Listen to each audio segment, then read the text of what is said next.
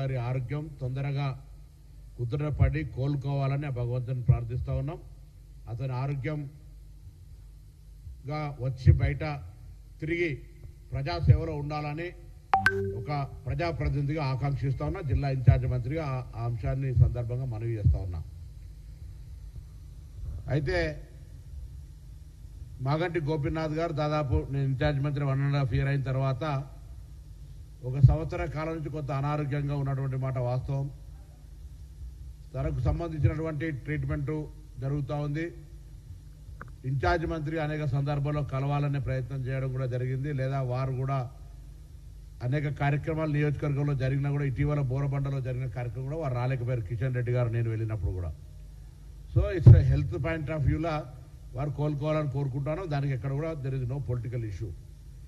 But కొంతమంది TRS నాయకులు నిన్న అతని ఆరోగ్యాన్ని కూడా రాజకీయం చేసేటువంటి ఒక ప్రయత్నం చేస్తూ ఉన్నారు. ఇటీవల నియోజకవర్గానికి సంబంధించిన ఒక కార్యకర్త చనిపోయాడు.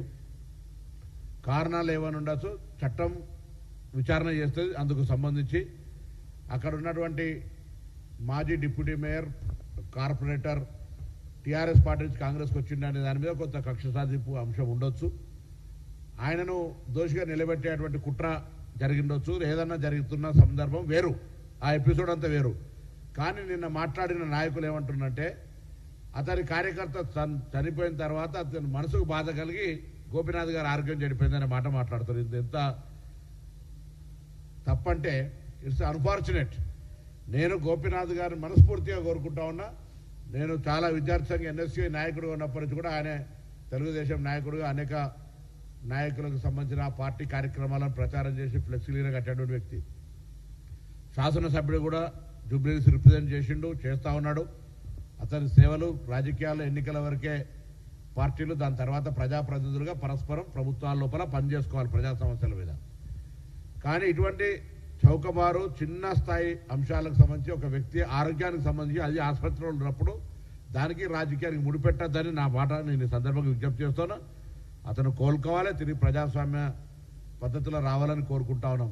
కానీ ఒక కార్యకర్త చనిపోయినందుకు మనస్తాపం చెంది ఈయనకు అనారోగ్యం అయిపోయి ఆసుపత్రిలో పాలైందని చెప్తున్నటువంటి విధానం తప్పు అనేటువంటి మాట నేను ఈ సందర్భంగా చెప్పే ప్రయత్నం చేస్తా ఉన్నా. రెండు, ఈరోజు కరీంనగర్ పార్లమెంటరీ రివ్యూ అయితే మీనాక్షి మేడం గారు, అదేవిధంగా మహేష్ కుమార్ గౌడ్ గారు, మా నియోజకవర్గానికి సంబంధించినటువంటి అనేక మంది నాయకులు వచ్చినారు.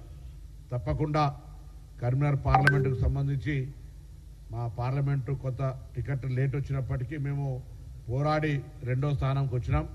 తప్పకుండా వచ్చేసరికి పార్లమెంటు గెలవడంతో పాటుగా రాబోయే స్థానిక సంస్థల ఎన్నికల్లో ప్రతి నియోజకవర్గంలో ఎవరి బాధ్యత ఎవరు వాళ్ళు ఎక్కడికక్కడ గెలవాలనేటువంటి ఆలోచనతో కూడా మరి సందర్భంగా పార్టీ అంశాలు, ప్రభుత్వ కార్యక్రమాన్ని పార్టీ కార్యకర్తలు ఏ విధంగా క్షేత్రస్థాయికి తీసుకుపోవాలి, చాలా కాలంగా పనిచేసినటువంటి కార్యకర్తలకు నామినేటెడ్ పోస్టులు రావడానికి సంబంధించిన తదితర అంశాలు మీనాక్షి నటరాజన్ గారి ముందు చర్చకు వచ్చినాయి.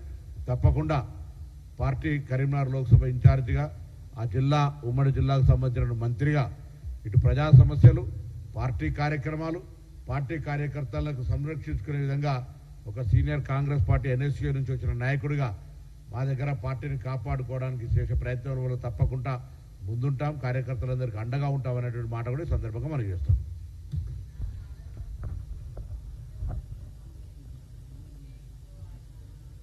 ఈరోజు జరిగింది కరీంనగర్ పార్లమెంట్ రివ్యూ.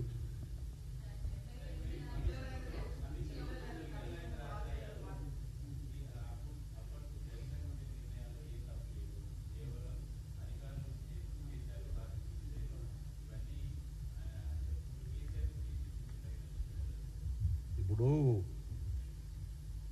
ఘోష్ కమిటీగా మొదట హాజరైన తర్వాత సరే అని ఏం చెప్తున్నా అనేటువంటి దానికంటే ఒక కమిటీ, ఒక జ్యుడిషియల్కి సంబంధించినటువంటి విచారణ జరుగుతూ ఉంది.